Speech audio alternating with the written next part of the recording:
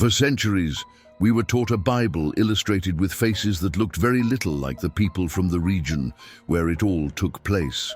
White kings, white prophets, even Jesus with European features. But what if the image you have in your mind isn't just inaccurate, but completely distorted?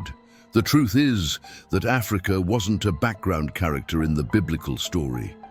It was a protagonist. Characters you've heard about your whole life, like Moses, Joseph of Egypt, Simon of Cyrene, have deep connections with African land and people. But for some reason, that truth was silenced. Why? Who had an interest in erasing those origins? In this video, you're going to discover 7 shocking facts about black figures in the Bible that probably no one has ever told you. And once you know, you might never look at the Bible the same way again. Before the Bible existed in the form we know today, faith was passed down from generation to generation through spoken word. In African villages, the elders would tell stories filled with truth, wisdom, and teachings that helped the people understand the world and spirituality. It was as if every phrase carried a piece of the people's soul. And you know what's most fascinating? That oral tradition is strikingly similar to how the biblical stories were first shared. No paper, no books, just memory and living words. Even today, this continues. Many church songs, popular sayings, prayers passed down by grandmothers, all of that comes from this ancient habit of preserving faith through speech. It's as if the scriptures have always been hidden in the hearts of black people. Anyone who's ever attended a service in a church rooted in African traditions knows exactly what I'm talking about. There is a Bible there, yes, but there's also resistance, ancestry, and a faith that doesn't need a leather cover to be real. If you want to feel this up close, try talking to an elder in your family. Ask what faith was like in their time. Record a song, write down a proverb, or just listen. Sometimes what we're searching for in books is right there, hidden in plain sight, in a simple piece of advice, an old melody, or a casual conversation. And maybe that's when we begin to see something we had never noticed before. Many black people grew up believing Christianity was a white man's religion, that it arrived with the ships and through imposition. But that idea is far from the truth. What really happened is that, over time, faces were changed, roots were hidden, and the story was told in only one way. And the worst part, many believed it. When we look at portraits of Jesus with pale skin and blue eyes, we have to ask ourselves, why was the truth hidden? This distortion was intense, and it didn't stop at the images. It deeply affected the spiritual self-esteem of millions of black people who began to believe they were left out of the Bible. But now, many are waking up.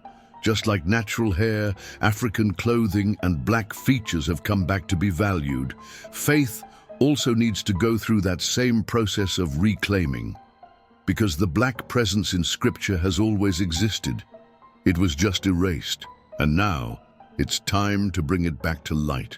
For anyone wanting to take the first step, start by questioning what's always been accepted as normal. Look for Bible versions with African commentaries, like the African Study Bible. It's also worth learning about black pastors and scholars who are reconstructing this vision. The secret is simple. When we change the way we see, we change the way we believe. And it's in that shift that a new question begins to arise. Today, when we look at black churches, at worship services full of life, at leaders who speak with courage, we're seeing a living heritage. The black Christian of today is not a new convert in history. They are the continuation of a legacy that dates back to the earliest times in the Bible. People like the Queen of Sheba, Simon of Cyrene, and Moses' Ethiopian wife are part of that lineage. And now, that heritage walks forward with new names and new challenges. You can see it in the story of Martin Luther King Jr. for example, a man who not only preached the gospel, but also fought for justice, just like the prophets did. And it doesn't stop there. In Brazil, figures like Pastor Henrique Vieira also show how faith can become a prophetic voice against inequality. What they do is carry on the same mission that already existed in Scripture: to speak for the voiceless, to protect the poor, to denounce oppression. In other words, to continue what was already written. And whoever is hearing this now is part of it too. Sometimes being an heir isn't about what you hold in your hands, but about what you carry in your heart. The way you position yourself in the world, how you care for others, how you live your faith, all of that shows that this legacy isn't over. On the contrary, it's only now beginning to be remembered with more strength. And maybe, when we start to see ourselves this way, other figures in the Bible might start to feel much closer than we ever imagined. If we go back to the very beginning of the Bible, in Genesis, there's something most people miss, and it changes everything. The land described as the cradle of humanity, with rivers, a hot climate, and dark soil, looks much more like the landscapes of Africa than the European fields we usually see in paintings. Science, in fact, confirms the first human beings most likely had dark skin. So why do they insist on portraying Adam and Eve as two Europeans lost in a tropical garden? This isn't just an aesthetic detail. When these origins are distorted, it's an attempt to erase the role of black people in God's plan from the very beginning. But the truth is different. The black presence in Scripture doesn't begin in Exodus or the New Testament. It begins before everything, in the breath of life, and understanding that changes the way black people see themselves within the faith. From excluded to protagonist of creation, it's a reunion with one's own spiritual identity. If you truly want to feel this, it's worth diving deeper into the African origins of humanity. Books like The African Origin of Civilization by Cheikh Anta Diop can open your eyes to a lot. And the next time you look at a biblical painting, ask yourself, does this image represent the truth or just what they wanted us to believe? Because maybe, by correcting the beginning, everything that follows starts to make more sense. Many people think Africa only appears in the Bible as a background setting, but that's not true. Africa has been at the center of the sacred story from the very beginning. That's where the descendants of Ham, Noah's son, settled, giving rise to nations like the Egyptians and the Ethiopians. And more, it was to Egypt that Abraham fled during a famine. That's where Joseph ruled. That's where Moses was raised. And when Jesus needed a safe place, guess where his family went? These aren't minor details. They show that Africa wasn't a biblical extra. It was center stage, and more, it was refuge, it was home, it was part of the promise. And even with all of that, the story was told in a way that almost erased this black protagonism, as if Africa was always the other place, the peripheral.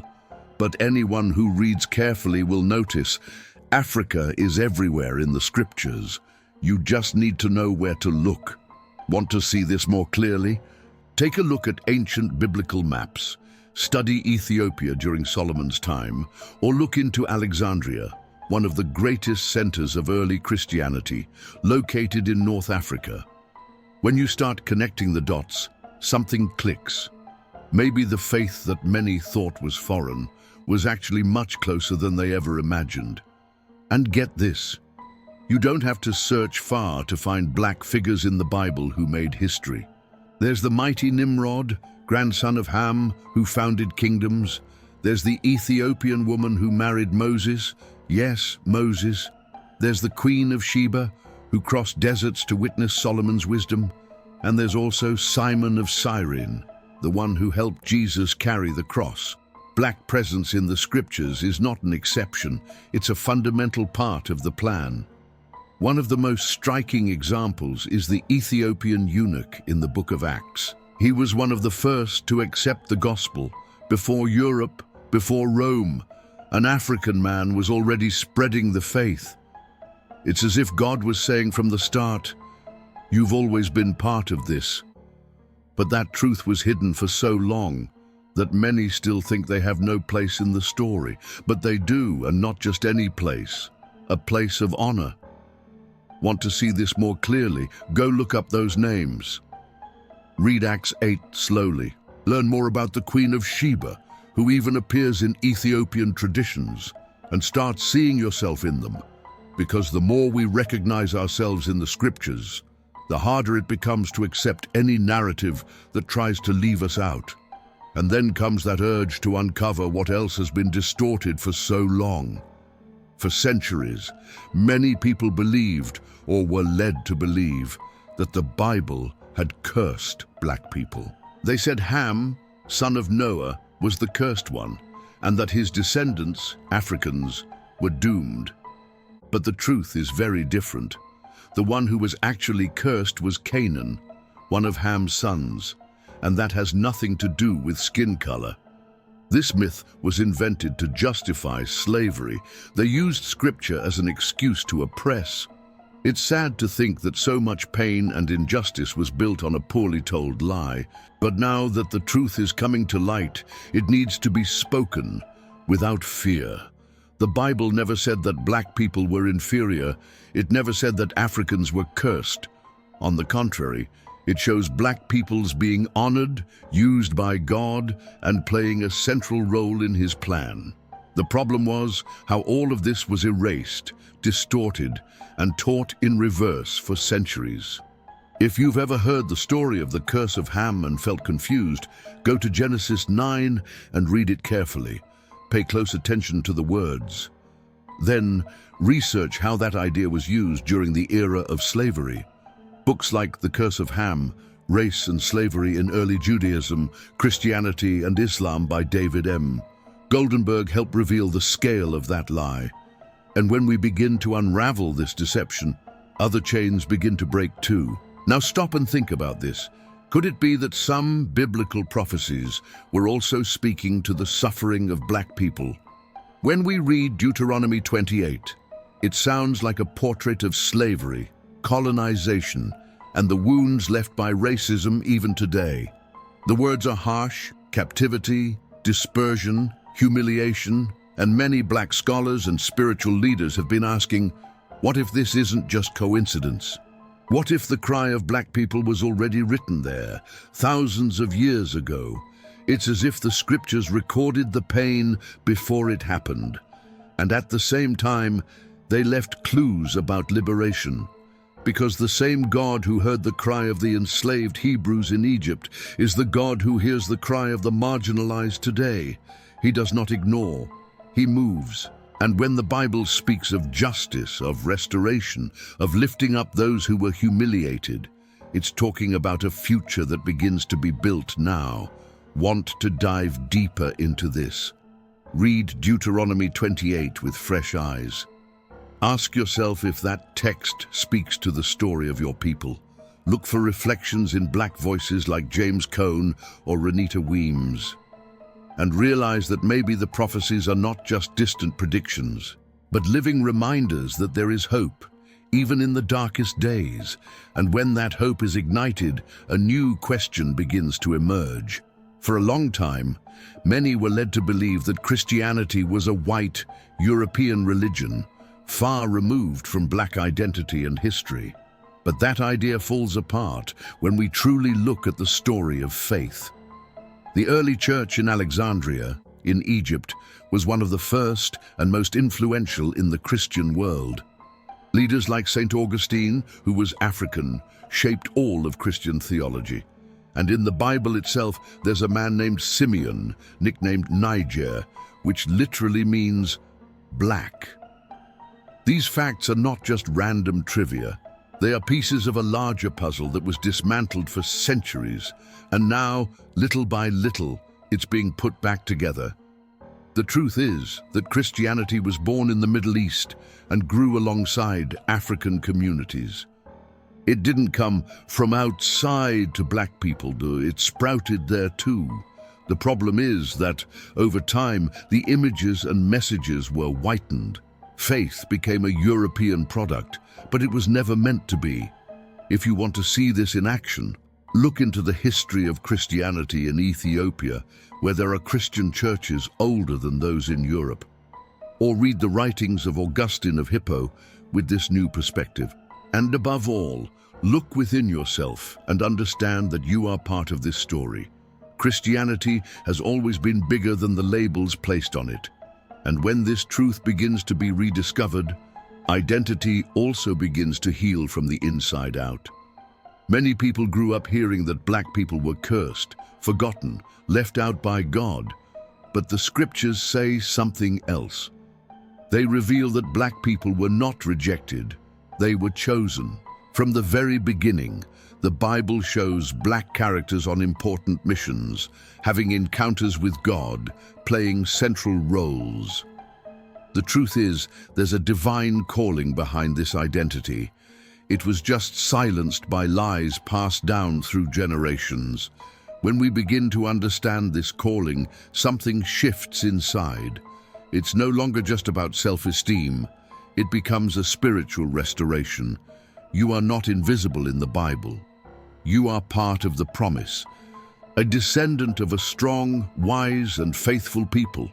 There is no curse here. There is inheritance. And that inheritance needs to be embraced with courage, not just to feel represented, but to walk more confidently on this journey of faith. If you want to experience this in a practical way, start praying with this understanding that you are chosen. Read the Bible looking for signs of black presence there. Seek to connect your spiritual identity with your history and share these truths with those still trapped in old lies, because when someone discovers who they truly are, everything around them begins to change too. And maybe that's exactly when a new era of faith is about to be born. Now that you've seen all this, tell me, how did these truths stay hidden for so long? We can't keep accepting just anything thrown our way. It's time to go deeper, to understand who you truly are within your faith. Because you are part of this story. You always have been. And if this video made you see things differently, just imagine what's coming next. There's so much powerful truth waiting to be revealed. Things that will shake everything you've been told until now. And if you want to discover it all with me, here's what to do. Click subscribe, turn on the bell, and join this journey. Because this channel isn't just about the Bible, it's about you reconnecting with your faith and your identity.